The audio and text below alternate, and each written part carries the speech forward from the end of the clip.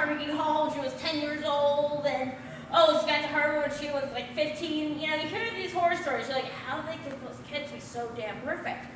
I have no fucking clue. I grew up with some of those kids. I had a friend who went to MIT, and she got a 5.0 GPA. That's an A+ GPA. I'm like, how did she do it? She probably just like studied all the time, but I mean, like, how does she do it? It's like these Chinese people I know, they're so damn smart. I'm like, do we have like monopoly on intelligence? But definitely like U.S. reward. Like if they want to attack China, they're not gonna win.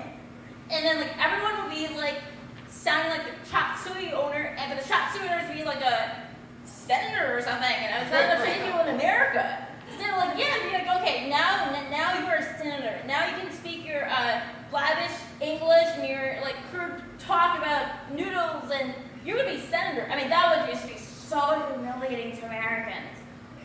But I'm personally pretty proud of being Asian, but there's definitely some faults. Like, I was talking to my dad tonight, and he was on a walk with my mom, and I was like, you know, my brother just had his wedding, and he said he wanted, like, everyone just get to charity. I'm like, what? Charity? He needs charity, too. I mean, people need things. And what he could have done is just he, like, put out down a whole bunch of bucks because his friends want money, whatever. But I'm like, I'm on Social Security, and I can even come up with like $100 for a nice present. So the day, like 2 days after his wedding, I come across this man, and he is black, and he's really cool, and I'm like looking at his cookies. So I'm like thinking, hey, maybe he'll give me a cookie. I'm really hungry, you know. So I go up and ask him. I'm like, hey, can I have a cookie? And he's like, yeah, I have two. And then he starts like spreading all love, you know, the whole bus. He's like, oh, anyone on this bus want a cookie? You take two, you take four. I mean, he was like a really generous person. I could just tell he had a good heart. So we get off the bus, you know, and hey, we're all on the bus. We have no money, you know. So we both get off the bus, and then he starts crying to me, and I'm like, I've never had that happen to me before. A lot of people have been asking for money from me, and like. Here's a little side note, but I think it's hilarious. There's this woman in downtown St. Paul, and she's like a dwarf.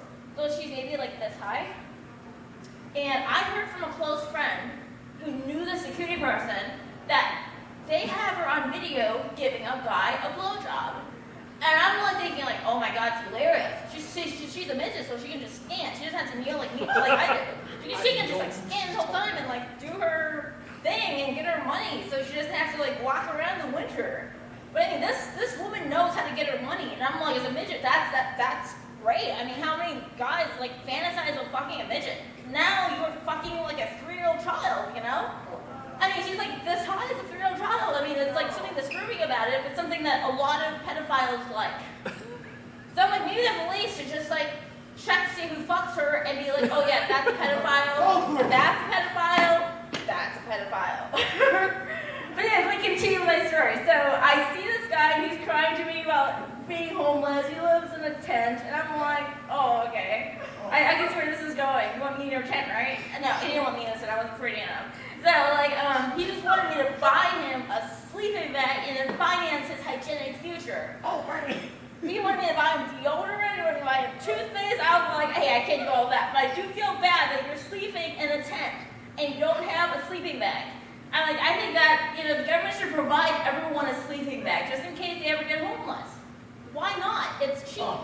They can buy it in bulk, and, you know, like, economics is bulk, it's bulk economics. They can make it in China, save money, or Philippines, or wherever the transnational globalization has soared to. So, I can't really see anything right now, so you have to tell me when my time is up. So, I was talking to him. And I felt really bad, he was crying to me, so I was like, okay, I can give you a $20 sleeping bag. And then we're at the Mall of America, I'm like, oh no, we're not going to find any place that has a $20 sleeping bag. So I go to the desk, I'm like, which places have sleeping bags? And they were like, LL Bean and North Face. I already know, like, my mom buys North Face, but she also buys, like, good quality shit. I'm like, I cannot afford that. I cannot afford North Face. But like, about like L Bean, they make really quality stuff, right? And it can't be that expensive. But then I go there, and the sleeping bags are $80. And I told him before, I'm like, I don't care what sleeping bags cost. I will buy it. So I honor my word, buy him an $80 sleeping bag, and he starts like twirling, and he's like, oh yeah, you know, I'll take care of his sleeping bag. I'll wear it to rags. He wants if he loves it as much as the giving tree, it sort of makes you cry. Well, I'm like, oh, you know, that's really sweet of him to say. But then the next thing he says is, I should go buy him some deodorant. I'm like, I'm not your fucking like ATM. I'm on disability. You know, I'm on disability just like you. You know, I'm like, why can't you buy it yourself? Is that a novel thing that you don't have to beg like for everything? But yeah, my mom was so pissed off at me. She's like, I want to make sure you get as little money as possible from me, like just bare life, you know. I'm not going to get, but my parents care about education because they're Chinese parents, so they are going to give me a toner for my printer so I can write my essays and like print out the readings for my class at the U of M. And I'm like, okay, that's good. But you know, I really don't ask that much of my parents, and then they have a son. I have a brother, so they're going to split the inheritance money in half. Like, he doesn't get $1 million, I don't think I'm getting more money than him. I think he should get 1/3 of the money I have. Because he is like a prosperous person. He has no mental illness, he's nice, he is not grandiose like I am. So like, he's gotten job offers from Amazon corporate. I mean, he's fine. They should give him no money. I'm the failure in the family, give me all the money. That's how I feel. I'm like, I failed enough. I've shown you guys I can fail. I'm like, I might be a great teacher for 10 years, and then they might say, hey, well, we know we saw about some teacher layoffs, and we think you're a bad teacher, so, you know, even though you taught those kids how to read and write, we don't give a shit, because you're just saying random shit all the time. I think this comedy career is going to kill my professional reputation one day. No. And I'd be happy for it. I really would be happy for it. People need to speak. And in those fucking jobs, like all that political correctness, all that, like my brother has it. Like he knows it. Yes. But I went to his wedding and there was not one colored person in his entire wedding. One Asian guy made his wedding party. I'm like, he's just a white, I don't know what to call him. You know, is he a Twinkie? Is he what? Is he stealth from the outside, white inside?